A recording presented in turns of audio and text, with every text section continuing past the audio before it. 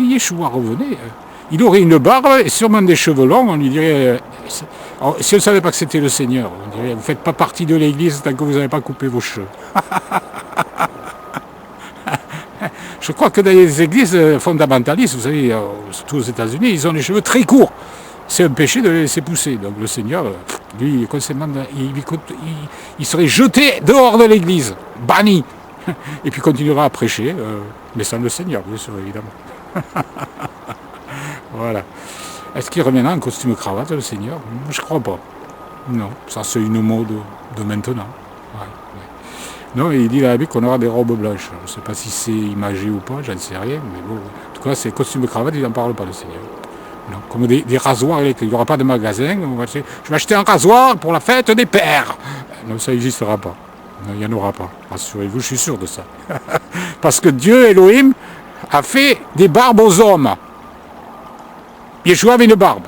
Les apôtres avaient des barbes. Les patriarches avaient des barbes.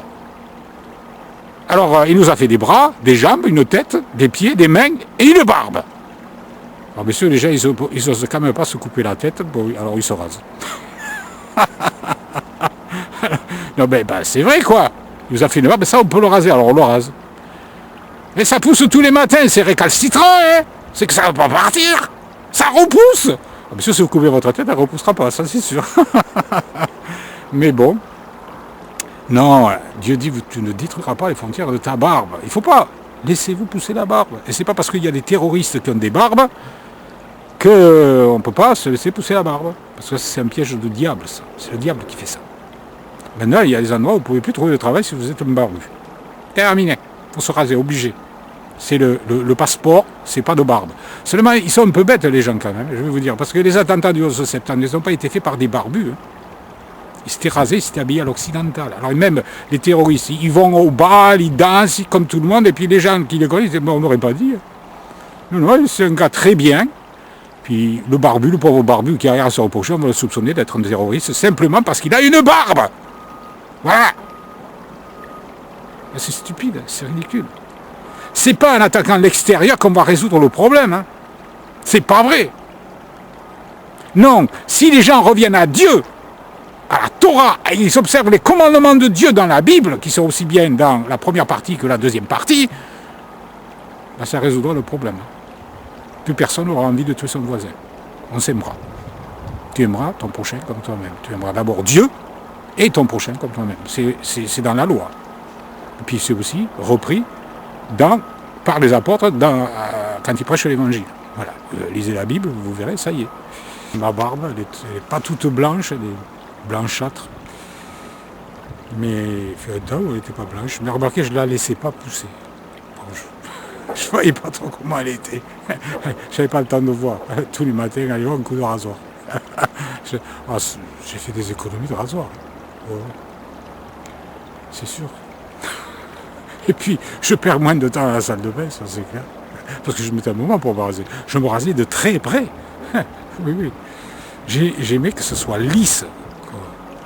Lisse comme un miroir. Si je sentais un petit grain, allez hop, je l'enlevais. Un petit poil. Maintenant, j'ai changé. Ouais. On change avec l'âge.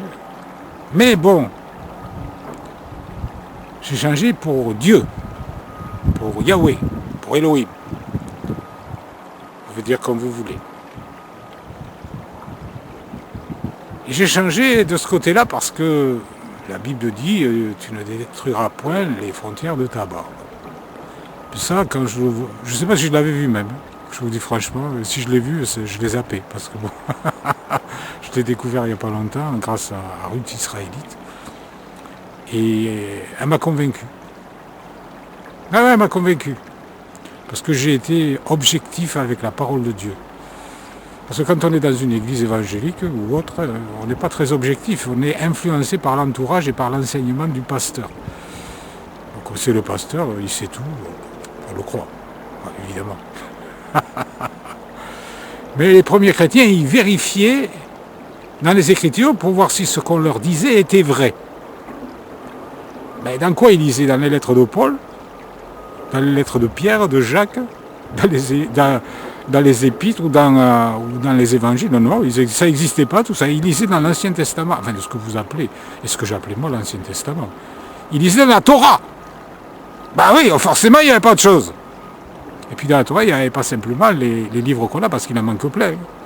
Le livre du juste, le livre d'Enoch, Nathan le prophète. Ils sont mentionnés dans nos Bibles à nous, dans nos versions, mais on ne les a pas.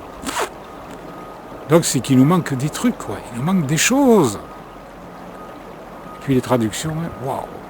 Moi j'ai remarqué qu'il y avait des traductions qui disaient exactement l'inverse que les autres, pour certains trucs. Bon, encore, c'est pas trop important souvent, mais bon, ça pose quand même des problèmes. On se dit, wow, mais comment ils ont fait pour traduire ça, le contraire de l'autre? On se demande, on ne sait pas.